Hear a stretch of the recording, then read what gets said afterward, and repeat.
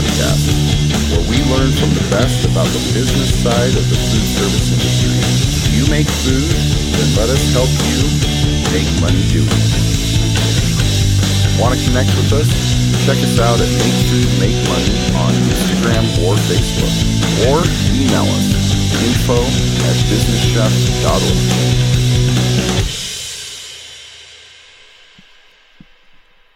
Why, hello there, everyone, and welcome to another edition of the Business Chef Podcast. I am, of course, Chef Sean Boucher. Here I am again.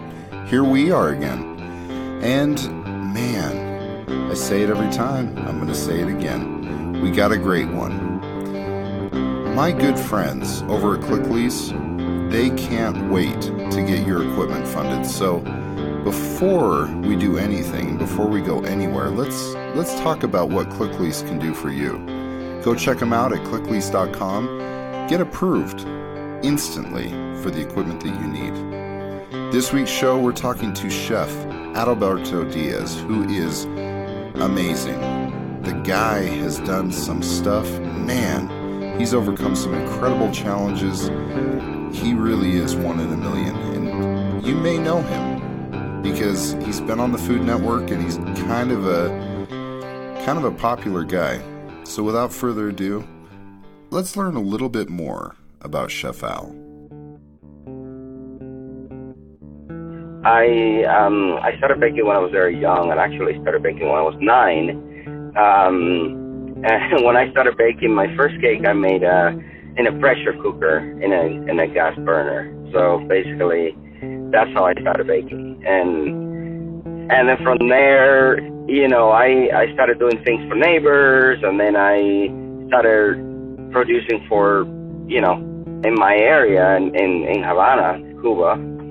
And by the way, that was an illegal venue because back then in Cuba, you were not allowed to have a private business. So I had an illegal bakery in Havana, which, you know, grew a lot in my life as I became more known for what I did. I still went to school. I went to college. I graduated from actually entertainment school. I was an entertainer in Cuba, and I was working in hotels and stuff like that, doing, you know, like dancing lessons, cooking lessons, beach volleyball, the whole 9 yards, kind of whatever you see people doing in cruise ships and stuff like that. They would think very irrelevant if you look at me right now, but if you see, it just makes me able to work with people and entertain them and not be shy, etc., etc. So it actually gave me a set of skills that I still use today. In the year 1997, I went to Germany because some people that I met in hotels, working in hotels, invited me there, and I, you know, actually learned a few, you know, German food tricks and a lot of European-style cooking, and I got involved with the culinary world there, just to not necessarily actually working with any specific chef, but actually cooking in kitchens and learning how to do stuff that way. The European way. Came back to Cuba. My business grew so much more because I had all these techniques and I had all this equipment actually that my friends helped me get on my way back, that my business became a little bit too visible, and then I had to escape from Cuba in the year 2000. I got here to America, went straight to Utah, spent 1 week in Miami probably, and then I started looking for jobs. Of course, at the beginning, I never went to school, so I didn't have any titles. So my first job was actually painting and doing construction jobs until I got a job at a little cafe called Urban Bistro in downtown Salt Lake City. After that, I worked for the Orbit Cafe, the Grand America when it opened, Yule House, which was the Cheese House later or before, Roth Concept Center, Granados for 7 years, Utah Valley University, Harmon's Grocery Store, and now Feelings and Emotions. You know, to say that you've done a lot is probably an understatement. And not only have you done a lot, but you've won some pretty significant awards and accolades too. State Pastry Chef of the Year, Western Regional Pastry Chef of the Year, National Pastry Chef of the Year 2012, opened my business on the 2013, went to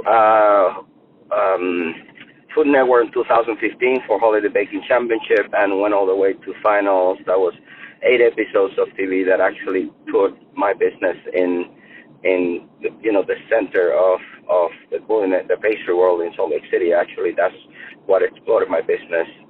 And then I did other shows, and most recently just did Bake You Rich with Buddy Balastro, and won that competition. Now my Cuban meat pies are sold on carlosbakery.com, so anybody in the world can have them. Man, yeah, you've done some things. Now, you and I have known each other for a little while. We go back a little bit, but I think it's amazing to see what you've done with your career and your business. And I think that's something that a lot of people could probably take note from or learn a lot about. What are some of the things that you're doing right now, or what's going on in your business now? Obviously, you go on the Food Network and sales boom, but where's your business at today? What's going on with Fillings and Emulsions right now? Then we also have just opened a second store in Provo. We got a contract to open a store at the new airport terminal when it opens next year, and then there's a few more projects going on. But yeah, we're pretty busy, and we're excited about what the future has to bring. So obviously, where you are now is awesome. You're in a great place. You've got sales. You're booming. You're growing. You're moving. You got a lot of things going on. But I think people would be interested to hear how you started. How did you get your business up and going initially, and how were you able to sustain it until you have been able to gain some of these successes? So I started my business in the year 2013, right after I finished. I stopped working for Harmon's. Before that, I worked for Utah Valley University, and I actually managed to save around $35,000 to $40,000 on retirement funds, and I used that as the capital that I have to start my business. I had a couple of partners. Each one brought the same amount that I brought. Actually, one brought the same amount, another one brought like $10,000. So, and then a couple of loans. I cannot emphasize more to anybody in the future opening a business to be extremely careful of any trigger points that you find when you're getting your business partners. I had issues with my business partners from the very beginning.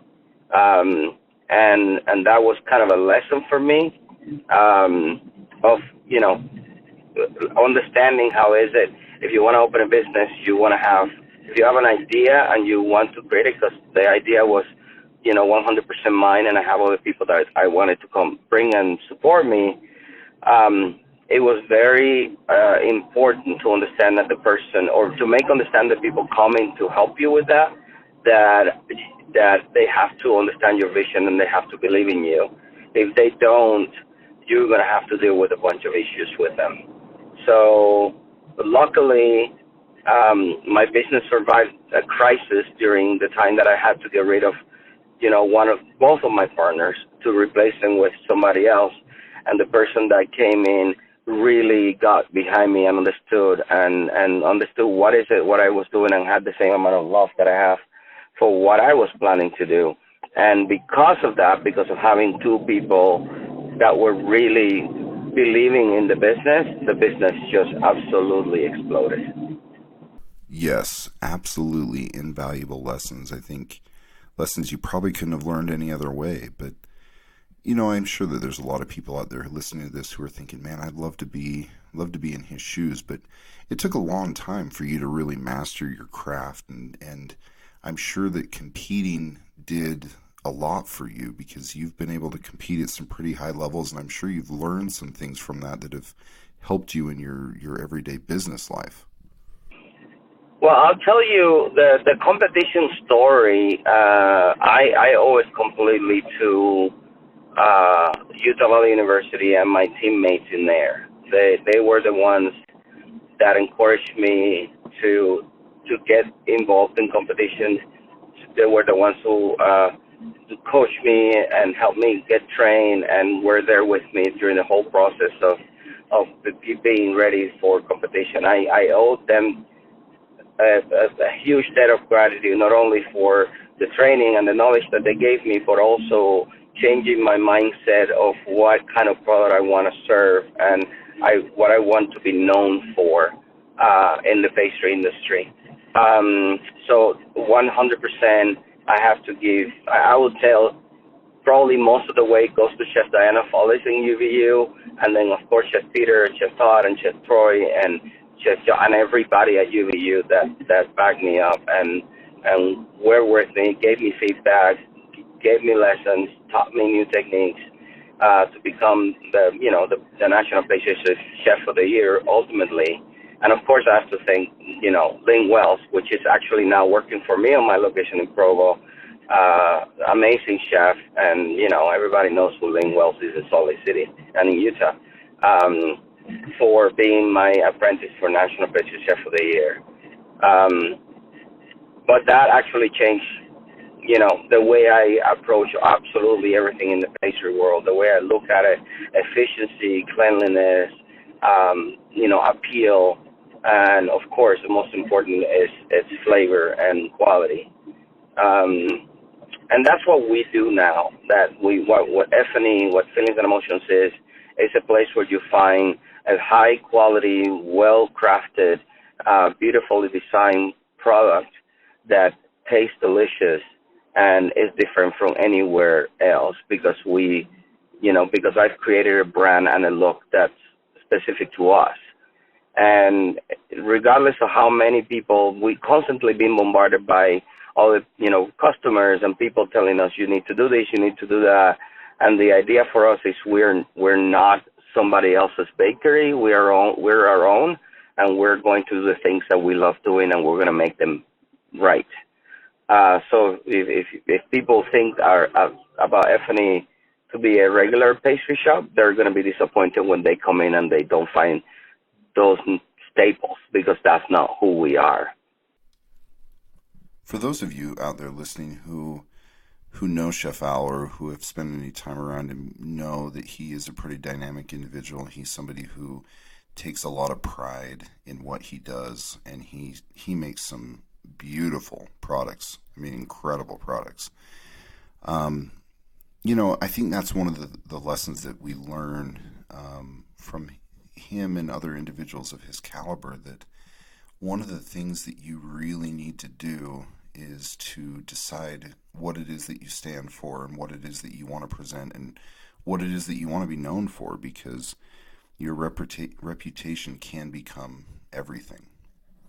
There was so much information in this interview, and we just had to break it into another episode because, man, we just didn't want to shortchange anything that was going to be talked about. So stay tuned next week for the rest of Chef Al's story. And in the meantime, go check out ClickLease, clicklease.com. You got to go see what they have to offer, because it could be the solution you're looking for when it comes to getting that equipment financing that you need. clicklease.com. Get approved instantly and get the equipment that you need. Thanks for joining us. We'll see you for the continuation of our interview with Chef Al next week.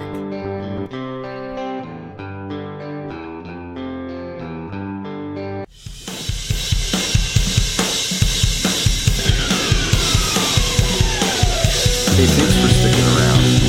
Be sure to share this podcast with your friends, family, co-workers, or anyone who's interested in making food and money. And when you get a second, give us a review. It really helps us get the word out, as well as letting us know how we're doing it. Want to connect with us? Check us out at Make Food Make Money on Instagram or Facebook, or email us info@businesschef.org.